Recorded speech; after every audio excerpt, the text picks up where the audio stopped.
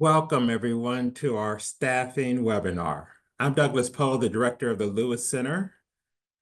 The Lewis Center is a part of Wesley Theological Seminary. And if you would like to visit our website, please do so at churchleadership.com. Our goal at the Lewis Center is to provide resources for clergy and laity so that they can accomplish the church's mission creatively and faithfully in a fast-changing world. We have several resources that are free that can help you do this. Leading Ideas, our e-newsletter is one of those, and Leading Ideas Talks, our podcast. And in both cases, you will find wonderful, strategic, actionable insights for your congregation. Today's webinar is based in part on a project from Lilly called the Religious Workforce Project. The website for that is really easy, religiousworkforce.com. This project had a qualitative and a quantitative component where we really dug into how congregations employed and deployed staff. Central for us in this project was how a congregation accomplished their mission, given they don't have endless resources. I'm really excited today that we have two wonderful presenters that will help us unpack this work. Dr. Ann Michel, who's currently a senior consultant at the Lewis Center and co-editor of Leading Ideas. She was formerly our associate director, and she is an expert in this area. Reverend Dr. Lovett Weems, who's also a senior consultant for us at the Lewis Center.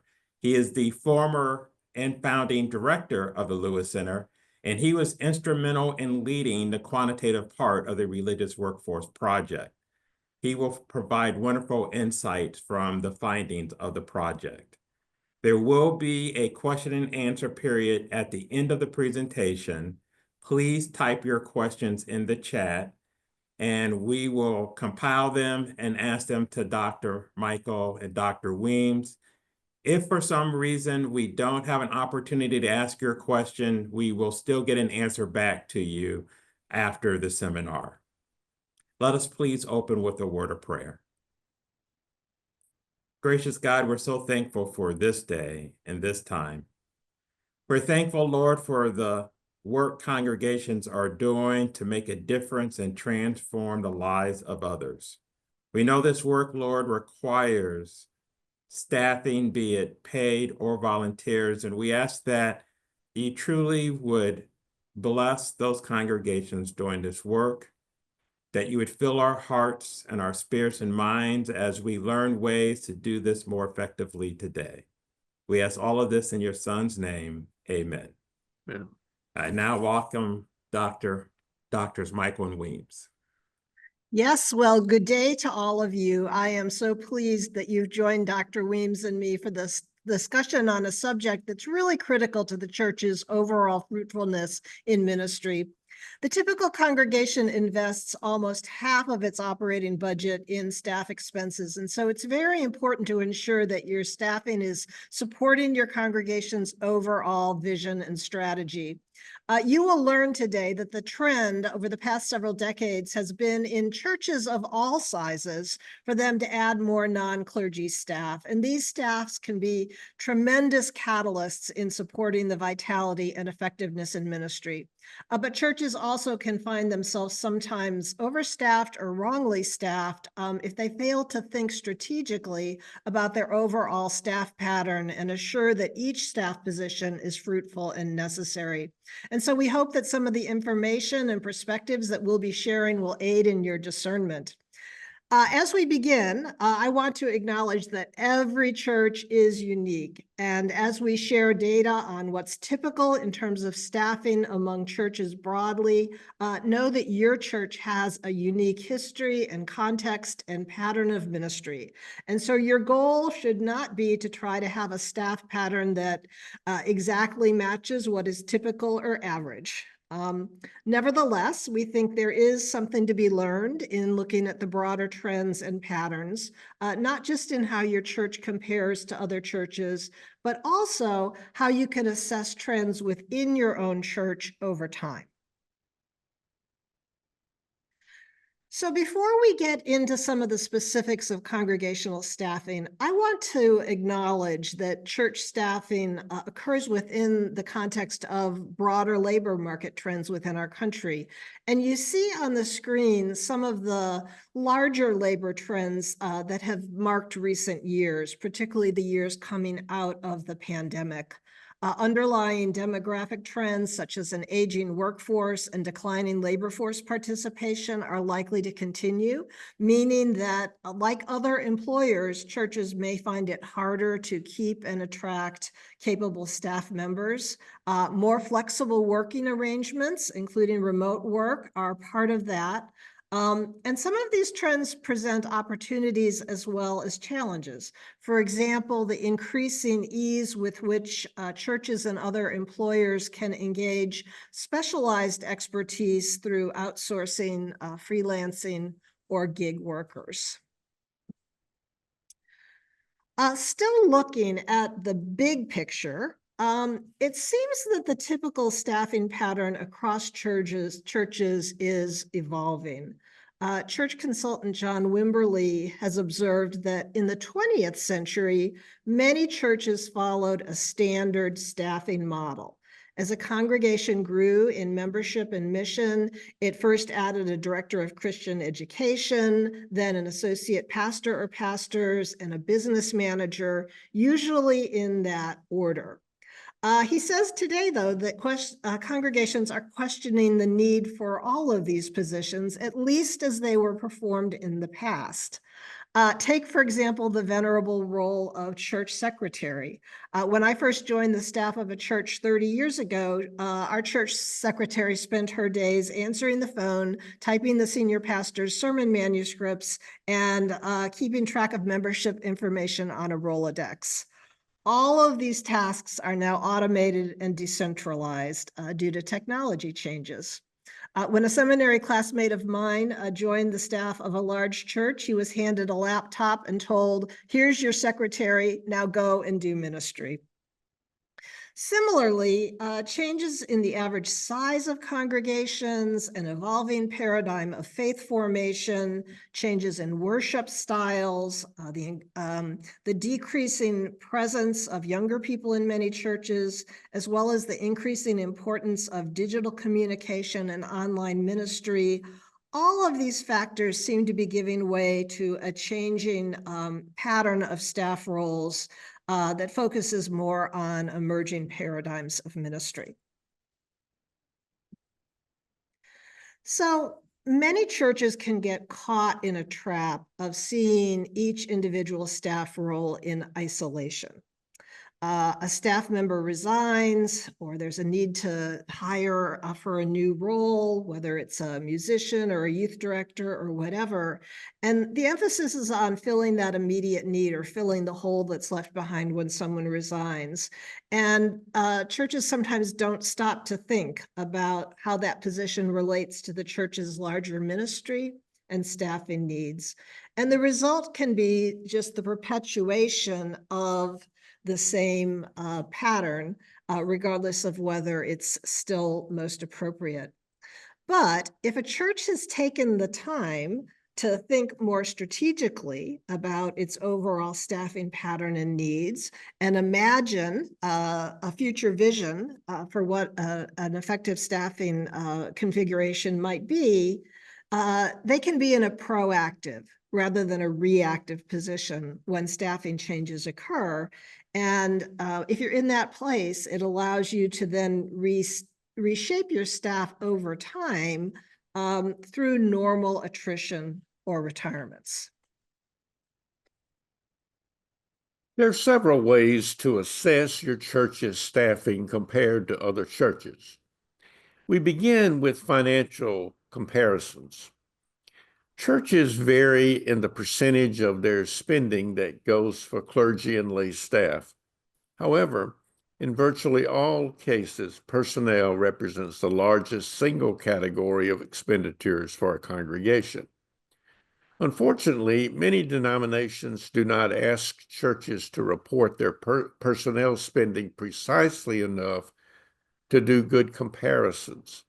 The United Methodist Church is an exception. This slide shows the percentage of spending by United Methodist churches on all personnel in 2019 by the attendance size of the congregation. While spending in the largest churches is greatest in terms of total dollars, it is lower as a percentage of their spending than it is for smaller congregations. While all the percentages fall within a relatively narrow range of 43 to 49%, the churches that spent the most proportionately on personnel were those with attendance between 51 and 100. Then the percentages turned downward somewhat in the two lowest attendance categories, probably reflecting the increased presence of part-time clergy and limited lay staff. As Ann indicated, churches are now spending a higher percentage of their personnel spending on lay staff.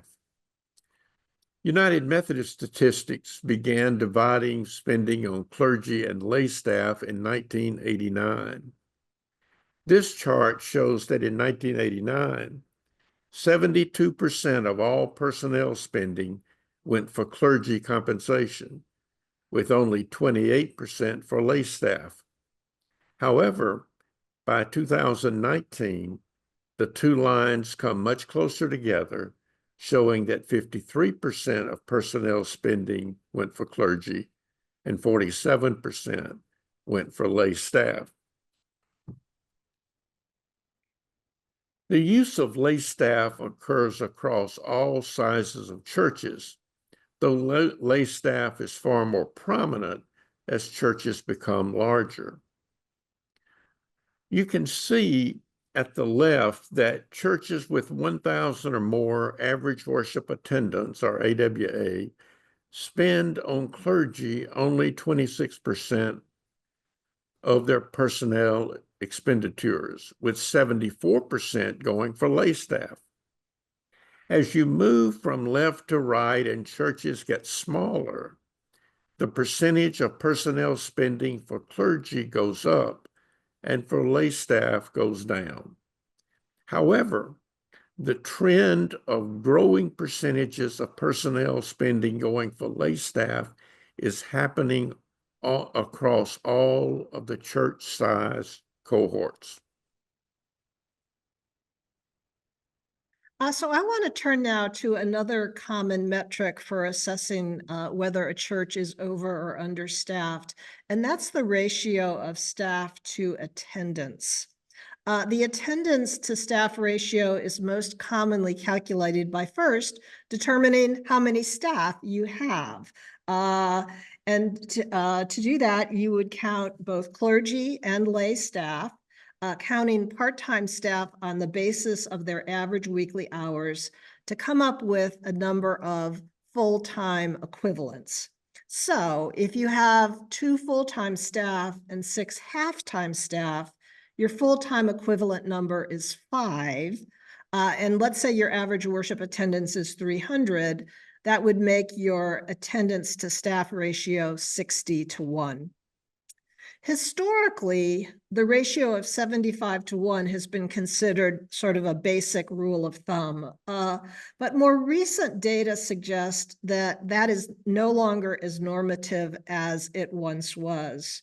While some very large churches continue to operate with a ratio of 1 staff member for every 75 or more attendees, most churches today are operating with a lower ratio and have been for some years, meaning that they have more staff per attendee. This trend is likely due both to a demand for more staffing, but also the fact that worship attendance is declining in most churches, and so that affects the ratio. So research suggests that there is now quite a wide range among churches in the ratio of attendees to staff, but that the majority of churches have 1 staff member for every 30 to 65 members. Now, the size of this range means that it's difficult to use this measure alone to determine the correct level of staffing for your church, but it's still a useful measure. And it can be a particularly important internal metric as an objective way to measure from year to year how your staff level relates to your level of participation. So again, many churches are locked into thinking about their staffing in terms of particular roles. Do we have a choir director? Do we have a youth director? Do we have a director of children's ministry? But in analyzing your overall staff pattern, it can be helpful to separate roles from objectives and tasks and begin by asking the simple question, what work needs to be done on an ongoing basis to fulfill our mission? You can begin by assembling a list of what your current staff does, but then also consider what needs to be done that may not be accounted for in your existing pattern of roles and responsibility. It can be helpful here to study job descriptions, your organizational chart, to identify where there are either gaps or overlaps. And then to ask the question, how does the allocation of staff resources relate to levels of participation in various ministries? In many churches, the staffing pattern is tilted towards serving families with children. And you can ask, is that still the demographic that we serve? Does that still represent the majority of our participants? And if so, are we serving that constituency in an effective way with our staffing arrangements? To make the most of every staff position, be sure that the reporting and supervisory relationship for each position is identified from the beginning. Also, be sure there is an up-to-date position description. Most job descriptions need to be reviewed at least once a year. One important thing that is often neglected is to develop goals and outcomes for every position. Some find that developing a so that statement for each position helps. Often positions are designed around activities and tasks someone should do. Instead, consider developing position descriptions based on the outcomes you seek when you choose to take church funds that can be used for anything and choose to use them for a particular staff position. For example, a church decided to add a youth ministry position. At first, their job description included only a long list of tasks they wanted the new person to do.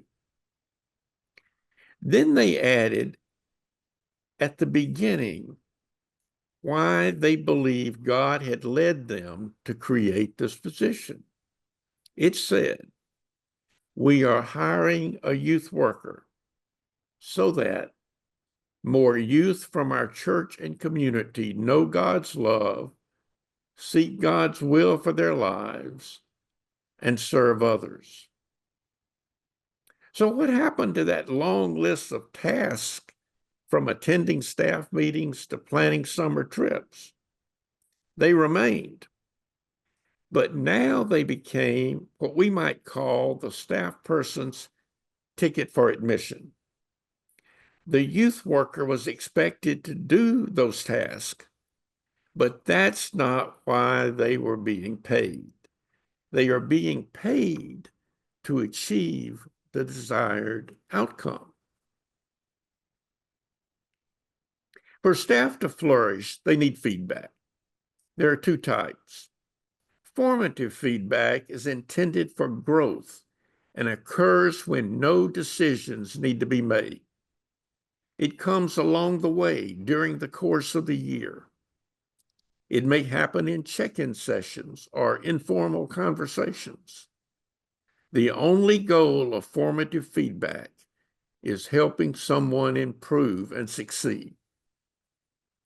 Summative feedback is a more formal review that normally results in a decision, report, or recommendation.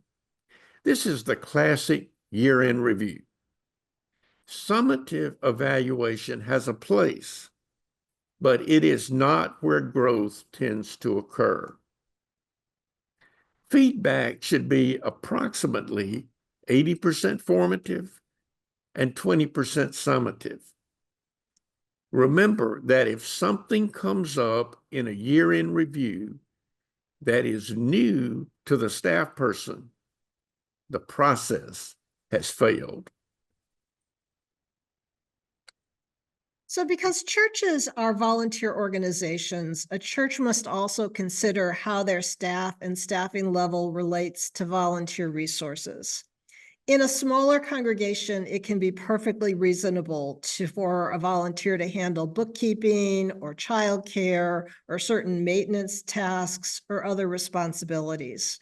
But in a larger congregation or in more specialized areas of ministry, it may be less reasonable to expect that volunteers can handle these functions. And so a key question a church should ask in assessing every area of responsibility is this job too large, too important, or too specialized to reasonably expect that a volunteer can be responsible for it? That's the standard at which a church might consider paying someone to do a role rather than looking to a volunteer. It's also important to ask whether the staff is doing things for the members of the church or with the members of the church.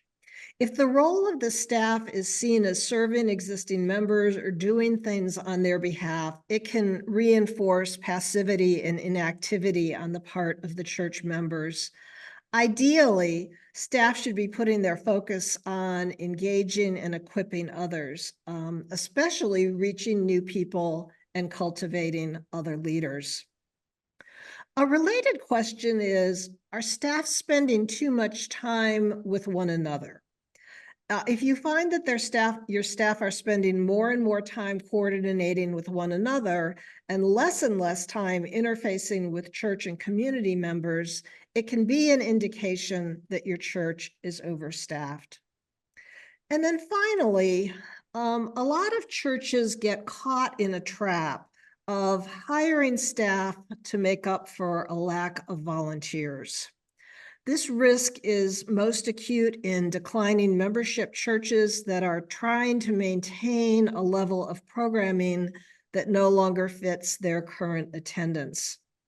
And although it's painfully difficult, churches in this situation need to ask whether right-sizing their ministry footprint and doing fewer things well is more appropriate than just adding more staff to support declining areas of ministry. Unless a church is growing numerically and connecting with new people, when you add staff to make up for a lack of volunteers, it fuels an unproductive activity trap, and it ironically can make the situation worse because you start having more and more activities in relation to the number of people you have, and that can lead to congregational burnout and fatigue.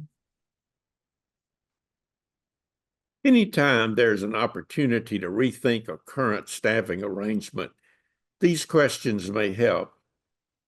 Ask how each position is aligned with the missional direction of the congregation. Are you having to pursue the church's stated vision outside the purview of some staff, rather than having alignment between staff and church goals? You may discover that staffing is more shaped by financial realities than missional imperatives. If so, with whom can you begin to explore options to change the situation in the future? We've already mentioned the importance of connecting all staff positions with desired outcomes.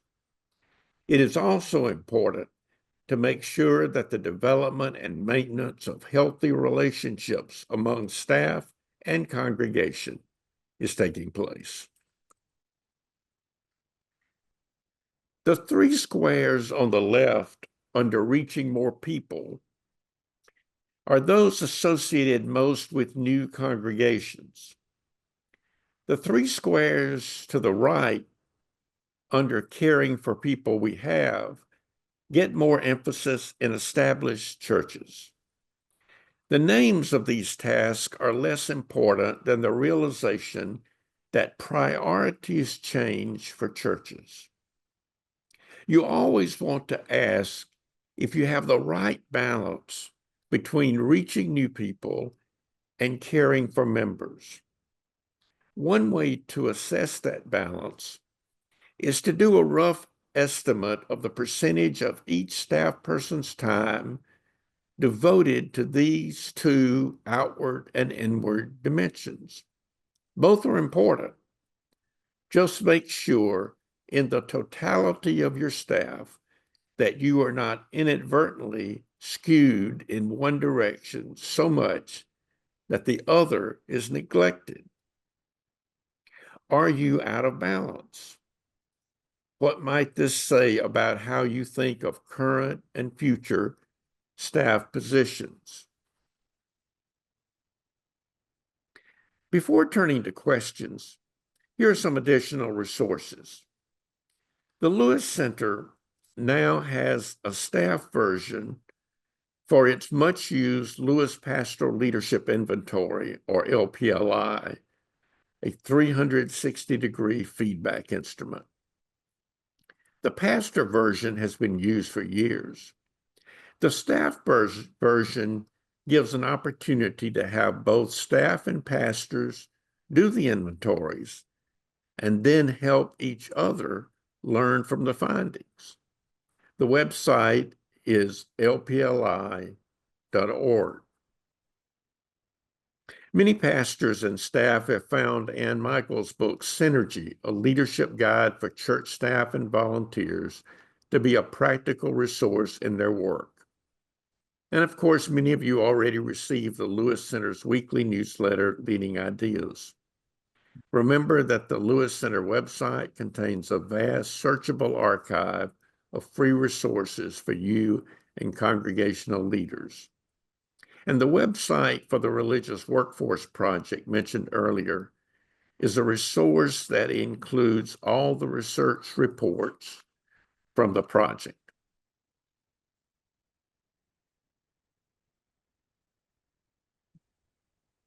Thank you so much, Dr. Michael and Dr. Weems. I'm Matt Lyons from the Lewis Center, and I've been taking many of your questions from the chat. And here are some that are dealing with the average worship attendance. Someone asked, is this a straight average worship? Or are we talking about the number of distinct individuals who regularly attend worship? Or is it just like a straight average of worship attendance? The average worship attendance would be simply the worship for each Sunday divided by the number of Sundays. It is interesting, though, that since the same people are attending less often, that's been going on for several years now. There are some churches where they're capable of doing this, where they are continuing to keep their average worship attendance, and that would be what to use for the calculations that Dr. Michael has used. But some others are keeping track of how many unique individuals come during the course of a month. And some churches are finding that the number of unique attenders during a month is staying the same even as their average worship has declined. Another question similar to that, fitting in, how do online attenders fit into this ratio and equation? Mm-hmm. Yeah, that is a good question. And I think that that's one of the reasons why we need to be careful in applying the ratio of attenders to staff, because there have been a lot of changes related to average worship attendance, as Lovett has just indicated.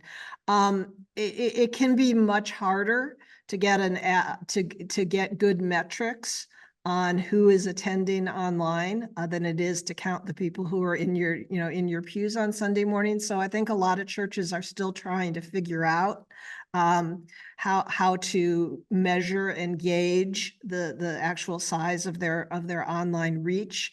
But that said, that is something that we need to be thinking about. And if your church does have a significant online ministry that's reaching a lot of people, yes, you would certainly want to take that into consideration in thinking about, how your staff needs to be directed.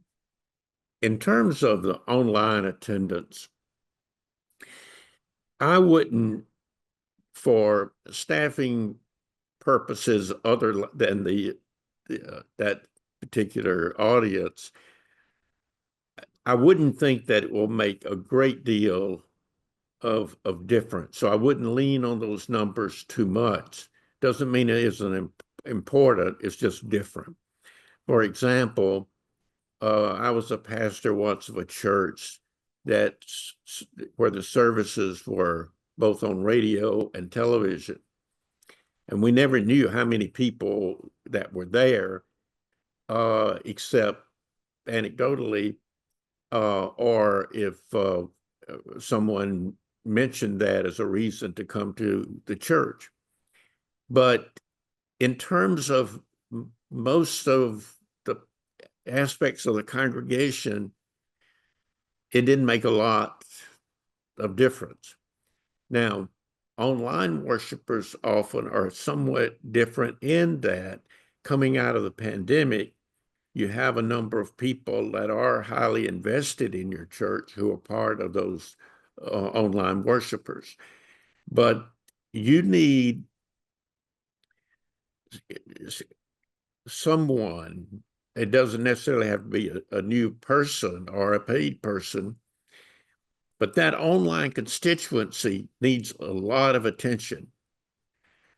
Someone recently attended a conference virtually, and they said they always felt second class through the whole event, and then said, I wonder if the people watching our worship online have that feeling as well. They might do it. So be sure you're giving attention to that, because trying to get feedback, watch the service yourself, ask other people to watch it, get feedback from people who are watching, and find ways to have some engagement. But unless someone feels some responsibility, whether a lay person, lay team, or staff person guiding this, then they probably will not get the attention they need. We were so during the pandemic focused on how do we get all this set up, and do we have somebody that's running this?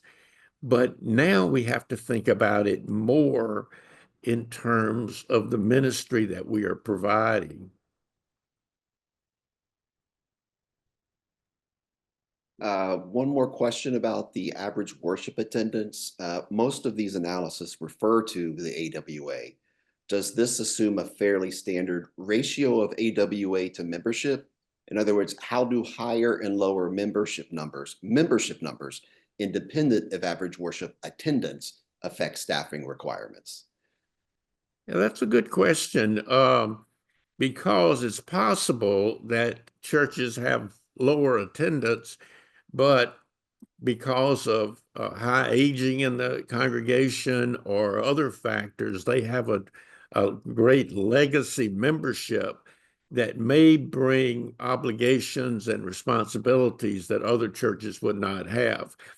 Using a straight percentage of attendance to membership may not be helpful, because the membership component sometimes is so skewed against the current reality.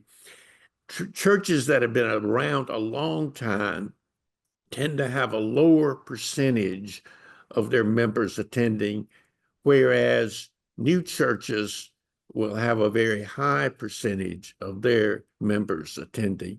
So I think a way to think of it is, obviously your average worship attendance gives you a sense of the ministry needs, but your whole constituency that's active in other ways, other ministries. You may have a well-developed missions program, for example.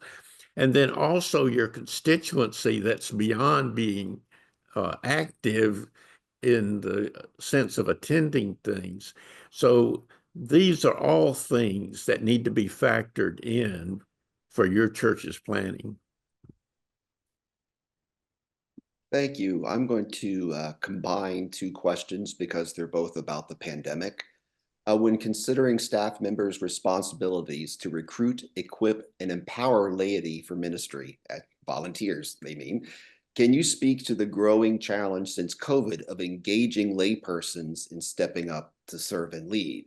And are other churches experiencing this dynamic? And another question, are there any AWA stats post-pandemic? So far, it looks like it's all 2019 dates. Do we know anything that's happened since then? Lovett, do you want to answer that second question, and then maybe I can talk about the first? I can speak to the attendance post pandemic. What the pandemic did was to accelerate trends that have been going on a long time. For instance, the declining church attendance has been going on since 2002, consistently. It just got worse.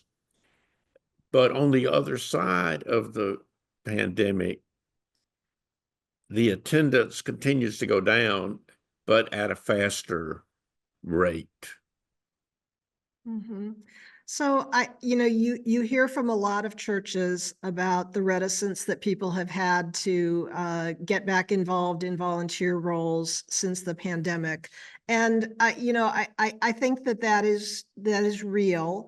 But I think, as Lovett said, it's sort of part of a larger pattern of fewer people being involved in church that was in the past.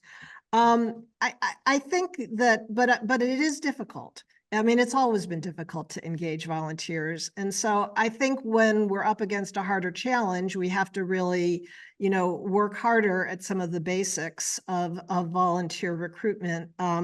In my book, Synergy, that Lovett mentioned, I provide a lot of strategies for how to recruit and engage volunteers, how to ask people to do things in effective ways, how to build teams effectively. And so I think we have a real need to return to the basics of team building and trust building and leadership development at a time when those are real challenges in our churches. I don't think there's an easy answer, but I think there are answers. And so it means that we have to work harder at some of those fundamental basic tasks of engaging people. And that's really what the work of church staff should be about figuring out ways to engage others. And so if your church is struggling in this area, you may want to invest some time in training your staff and your leaders in how to be more effective in engaging others.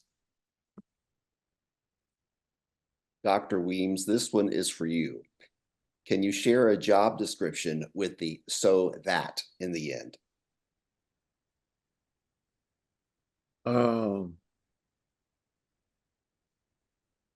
Yeah, I mean, the key is simply to take what you would normally have in terms of the desired qualifications and the task, but then ask, what do we hope is going to be different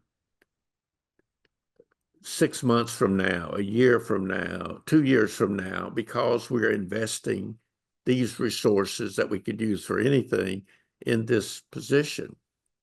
So I gave the illustration of the youth worker, but you could do the same with any position. Is what is that ministry outcome That's where the focus needs to be. Otherwise, the question will be, did someone accomplish this list of tasks? And that's why sometimes it becomes very difficult to make a change when someone is doing everything that's on the task. For instance, if it was the youth minister, but we are not achieving the outcomes that we sought. So in that case, it's not about the task, it's about rethinking those tasks or rethinking the approach. And that's where the youth worker should be helping to lead in that. But the same would be true for any position. And it's a good way to help everyone get clear on why does this position exist? Why is it so important? After I'm in this position for a year, what do we hope will be different among the lives of our members, in our congregation, in our community? You know, if I could add to what Lovett said, I will share that we went through this exercise in the church that I attend about a year and a half ago. We revised all of the job descriptions, and we did work on creating a "so that" statement as the overall position of the job. I don't have those in front of me right now, but I'd be happy to share them. Maybe I could compile some of them, because we had to ask the question for musicians, for worship leaders, for people who worked in caring ministries. And, we did our best to try to come up with a statement of what we thought the objective of the position was. And I can pretty easily assemble those and share those. So I'd be happy to do that. The music is a good example. Unless you're doing something like this, a music director may think their job's about music. But music comes within the context of worship. So somehow the mission of that music director has to fit within your mission of worship, what you're trying to achieve. So if, say, part of the so that music is planned in ways that connects people with the love of God. Some music does that, some does not. But you can take the best music theologically and technically, and I can take you to a place where that music won't connect. So that's the question. And so it's not someone may be technically perfect and very thoughtful, but somehow it's not achieving the outcome to which you're looking to that person to give leadership. Is there a source for pay scales for, say, music staff, organist, choir directors? And I'm going to expand that question. Are there, pay scales for many of the other jobs that are in churches? Yeah. So, I mean, that's a good question about how you can benchmark your salaries. And there is data available for churches to use to benchmark their salaries. Of course, it varies regionally and so forth. But one source is the website churchsalary.com. Is one source. I think also some of in the United Methodist Church, the conferences can sometimes provide benchmarking information.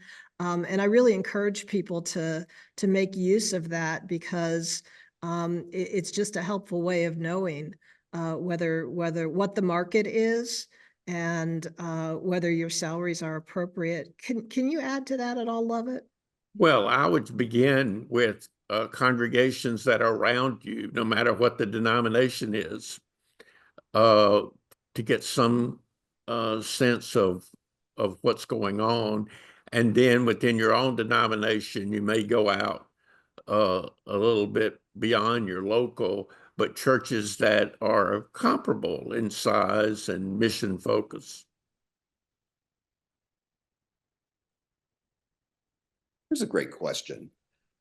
I'm curious about any tips or guidance in how to go about beginning these important conversations and this important work when there hasn't been a culture of doing so.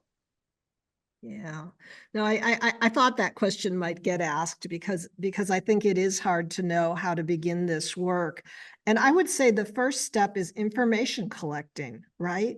I mean, you need to assemble the information related to your budget and the percentage of the budget that is spent on staff. You need to assemble some information on, how many full-time equivalents you have on your payroll. You need to assemble information on, how that relates to your average worship attendance. You might need to collect job descriptions, or where there aren't job descriptions, maybe begin to establish that. So there's a lot of, a first step really is gathering information.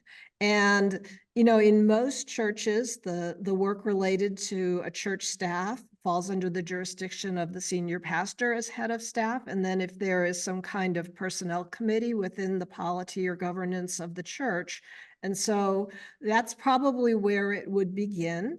It may be that the pastor or the pastor parish relations committee might find that this work is significant enough that they might want to, get some other people, maybe who have some knowledge or expertise to help assemble some of this, analysis that you would need to be doing. But I would recommend that it be done somewhat quietly. You don't want to alarm your staff, because I think that if people, think you're studying the staffing, people get nervous. So I would begin gathering some of this information quietly within your pastor parish relations committee, or perhaps with a few other knowledgeable people, and then see where that goes. I have a question that's kind of related to that. Suggestions on how to begin to make changes if the church is significantly overstaffed. Mm-hmm. Yeah, so that, this is difficult, because I think anytime there's the specter of the idea of maybe you're going to need to let people go, that becomes very, very difficult and controversial within congregations. But if you'll recall what I said when I was talking about the importance of having a strategic vision, if you kind of have thought ahead of time about what a leaner and more appropriate staffing pattern might be, and you already have processed that thought, then when normal attrition happens, when somebody retires or somebody decides to move on or quit a job, you can start to reshape your staff just through those normal transitions. And that's one of the ways that a church can avoid, having to lay people off. Now, I'm not saying it's always possible to avoid having to let people go. It really depends on what the church's circumstance is. But I think that churches that can get ahead of the curve on this can find ways to reshape their staff that don't always involve having to let people go. There is a lot of transition overall in the labor markets right now. And while staffs were kind of static during the pandemic period, coming out of the pandemic period, there's actually been an acceleration in transition among church staff. And so, if you have people coming and going, I would seize that opportunity to think about how you can right size or reshape your staff through that transition and attrition. And then if you have to think about layoffs still, then you would want to go about that in the most respectful and appropriate way that you would handle any kind of personnel matter related to having to let someone go. But I think all of us would like to find ways to do this that wouldn't involve laying people off if it's not at all possible. One thing that I think you'll find helpful, if you just simply have a standard practice that anytime there's a change in a position, we don't do anything until we we have a conversation about our overall needs, not only related to this position, but all needs. What things are covered well, what are not. Uh, Sometimes you leave a position vacant for a while just to see if anybody misses it, and what matters. I'm thinking now, particularly in the question about the overstaff situation, but does it make sense to combine some things? Does it make sense to go in a different direction? But the immediate response of, oh, someone's leaving, we need to get someone for this position. Say, no, we use this as an opportunity to have conversations. So then you say, who should be in those conversations? And uh, and then find some good open-ended questions to use for that. Thank you. What do you think are the primary causes for the lower number of clergy staff and the higher number of lay staff in recent years? Is this saving money on benefits or saving money on clergy? Or for those people in an appointive system, does it give more control? Do you have any thoughts on that? I think it varies. My experience is that larger churches especially have a need for more ordained clergy, but they are often going for much of their staff for part-time staff, often part-time lay staff that eventually become full-time staff. And part of that is the culture and the ethos of the congregation is so important. They're able to utilize people that they've observed and who understand the DNA of the congregation. Also, they have a lot more control, if you will, over the lay staff. That is, that they are not as likely to be away for clergy gatherings and denominational meetings, and not subject to either being moved or searching for a position at another church often. So there's more stability there. But I think the larger trend is around the needs of ministry are such that they don't require ordination. And so a lot of it has been, and again, even in all churches, drawing people from the congregation sometimes for these and part-time positions. And then another factor is that there are fewer people with enough time to do the kind of volunteering that churches had come to depend on after the post-World War II growth period for so long. And so they've supplemented that with staff that are lay.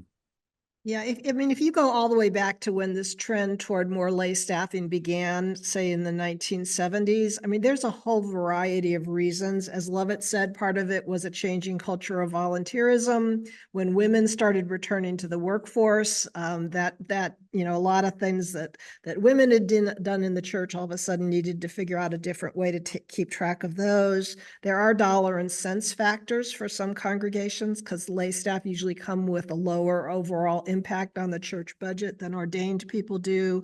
I think in the question you mentioned that there's some issues around the ability to hire and fire who you choose for those of us who are in an appointive system. Some churches want to be able to control the the own hiring and firing of people in these roles. But I think it also should be noted that depending on your denomination, in some denominations, it's had to do with the clergy shortage.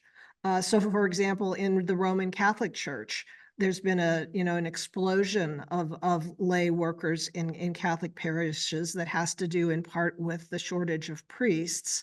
And that isn't exactly the same in some of our mainline Protestant denominations, but I think as now more churches are having to rely on part-time clergy, sometimes, lay staff are picking up some of the additional responsibilities there. So I think it has to do with clergy supply issues as well. Thank you. We're going to circle back to so that, and would it be helpful to take some time at staff meeting to ask the staff themselves what they believe the so that of their position is? Well, usually in developing so that statements,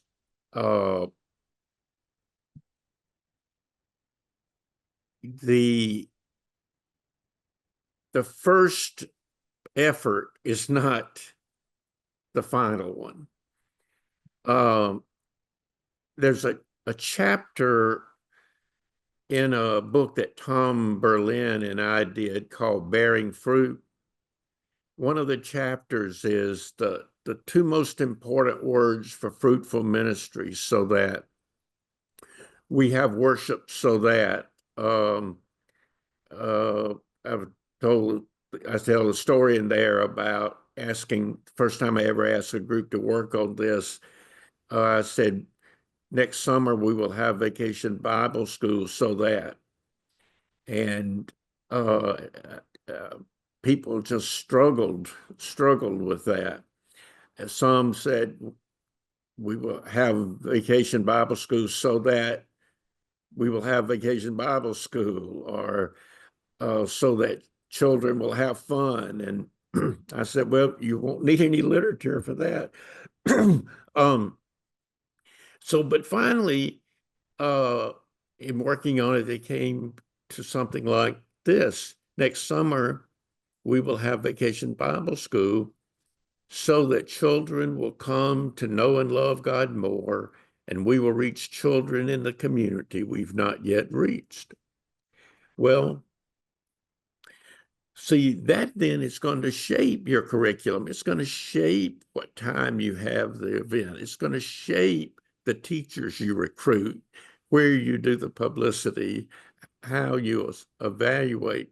So usually it's the process of not just asking someone to do that, but it could be having that person and maybe some others who work with them to say, okay, because of this, what fruit do we hope God is going to bear a year from now? What's the end result that we are seeking? If we did everything right, what would be different a year from now? So I think using some creativity in that, and sometimes you just have to start it with a position you're have open now, or a new position to get it going. Thank you, Dr. Weems and Dr. Michael, for the answers to these questions. And thank you to everyone for asking these just really amazing questions. If we were not able to get to your question, please email me at mlyons@wesleyseminary.edu, and I'll pass it along to them. That is in the chat, so you don't have to remember my email address. So thank you very much. This wraps up our questions and answers, and we'll move on to feedback, because your feedback helps us build better webinars. Please complete a brief evaluation at churchleadership.com/evaluation. We truly appreciate your thoughts. It really does help us know what we're doing right and what we could do better. And finally, from all of us at the Lewis Center for Church Leadership, of Wesley Theological Seminary in Washington, D.C. Thank you so much for attending. We know your time is valuable, and we sincerely appreciate the opportunity to share this information with you. Blessings to you and all that you do.